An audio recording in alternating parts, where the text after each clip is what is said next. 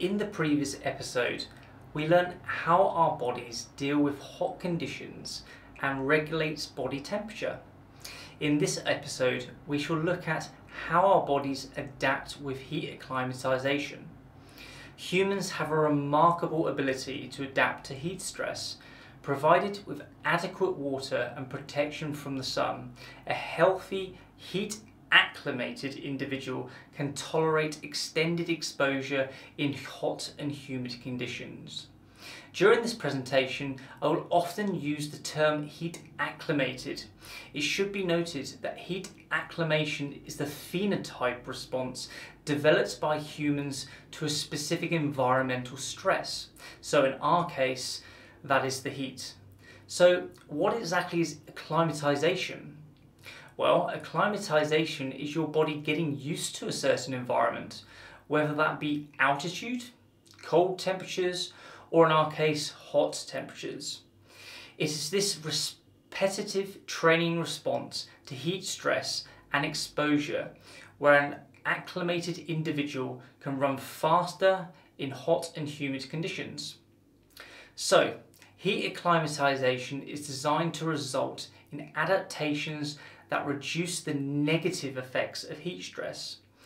During the heat acclimation process of an individual, adaptations develop following repetitive heat exposure in an artificial setting, such as a laboratory heat chamber or a small hot room, which is generally sufficient.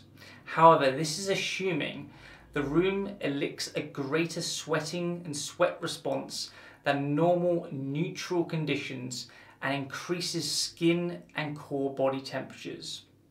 Furthermore, regular exposure to natural or artificial warm environments will also result in the same physiological responses. There are a range of adaptations that take place during acclimation. In the last episode, we spoke about core body temperature around 37 degrees. This is the body's average core body temperature and remains within a narrow range of 35 to 41, sometimes 42 degrees. The overall aim of heat acclimation is to ensure our core body temperature does not rise too fast during exercise and stays as low as possible for as long as possible. Improved sweat secretion is the most critical factor in heat acclimation. The earlier onset and higher sweat rate improves evaporative cooling. This, in turn, reduces skin temperature and heat storage. The resulting lower skin temperature decreases skin blood flow and the need for blood, therefore shifting blood volume to the central circulation. Important to note, as well as an improved sweat rate, sweat composition itself also changes with heat acclimation. Electrolytes are reabsorbed and sodium concentration is reduced. Fluid balance improvements from heat acclimation include better matching of thirst to body water needs, reduced sweat sodium losses, increased total body water, and increases blood volume. This is an important adaptation as heat acclimation increases sweat rates, and if fluid replacement is not proportionally increased, greater dehydration will occur. Along with the expansion of plasma volume during heat acclimation, the ability to better maintain fluid balance through thirst represents an adaptive response that contributes to reduce cardiovascular strain during subsequent heat stress. On the first day of exercise in the heat, heart rate is much higher than in temperate conditions, and stroke volume is lower. Thereafter, heart rate begins to decrease when exercising at a given work rate. These changes are fast at first, but then continue more slowly for around 1 week. However, the magnitude of improvement depends on the environmental condition, for example, dry or humid heat. Also the acclimation regime, every day or a few days, and the intensity and work rates. Heat acclimation has been shown to alter whole body and skeletal muscle metabolism. Furthermore, an effect of heat acclimation is the reduction of blood and muscle lactate accumulation during submaximal exercise and increased power output at the lactic threshold. However, the reasons for these adaptations remaining unclear in the sports science literature. Thermal tolerance refers to cellular adaptations from severe heat exposure.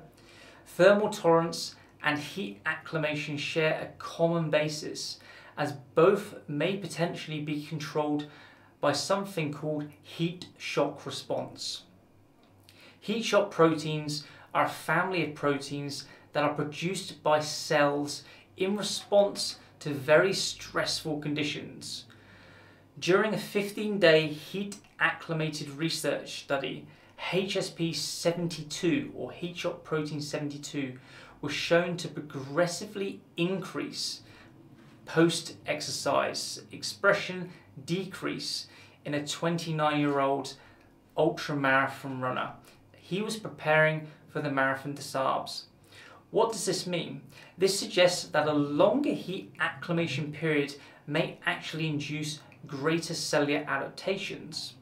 So that leads us to the question, how long does it take for these adaptations to take place?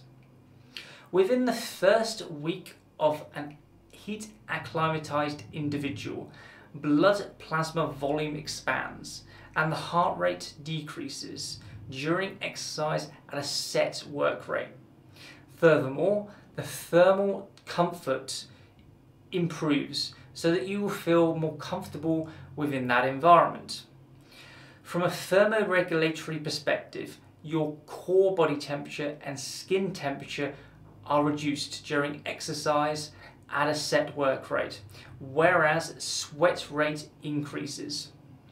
As a result of all these adaptations, aerobic exercise capacity is increased. It should be noted that the magnitude of these adaptations is very dependent on the initial level of acclimation, the environmental conditions, for example dry or humid heat, the exercise intensity, and the acclimation regime. Furthermore, there are large differences in individuals following heat acclimation. Some individuals only require 1 week, where others require 2 weeks or even longer. So let's look at a practical example from a research study.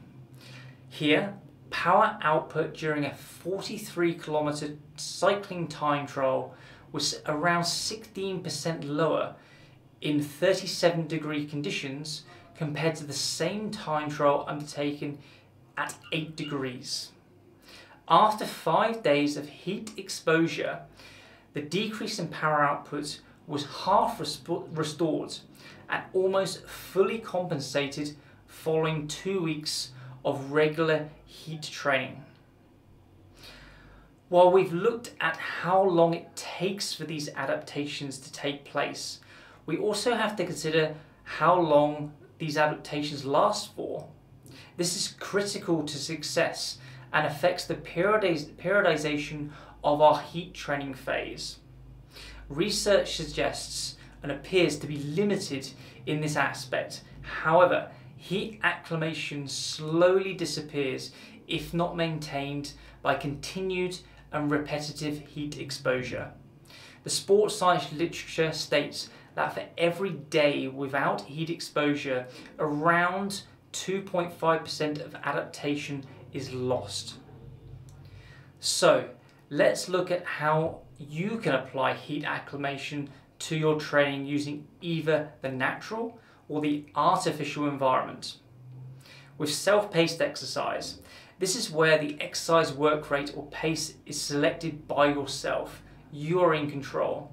This could be conducted both outdoors when the temperature is very high during the summer at midday and indoors on a cycle ergometer or a treadmill where you can attempt to control the temperature. Constant work rate. This is where the exercise work rate is fixed or matched.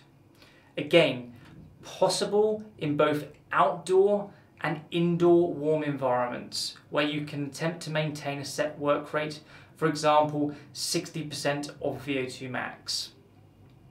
And passive heating. This is where you are exposed to heat following exercise in normal temperatures or average temperatures for your environment. This could include hot water immersion, saunas, or hot baths post-exercise. This maintains and in some cases induces a slight increase in whole body temperature after a training session in cool or neutral conditions. And finally, controlled hypothermia. This is where you actually control your core body temperature. This is very difficult outside of a research laboratory setting, such as a heat chamber, where you can actually directly measure core body temperature. So, key points for us to consider. Acclimatization and adaptation to heat exposure induces multiple physiological processes. Most adaptations to daily heat exposure develop within the first week, with the remainder complete within around 3 weeks. There are multiple different ways in which you can become heat acclimatized, using both your natural environment or by artificial means. Next time, we will consider how to implement some of these strategies or practical strategies during training and racing to improve your performance during hot and humid conditions.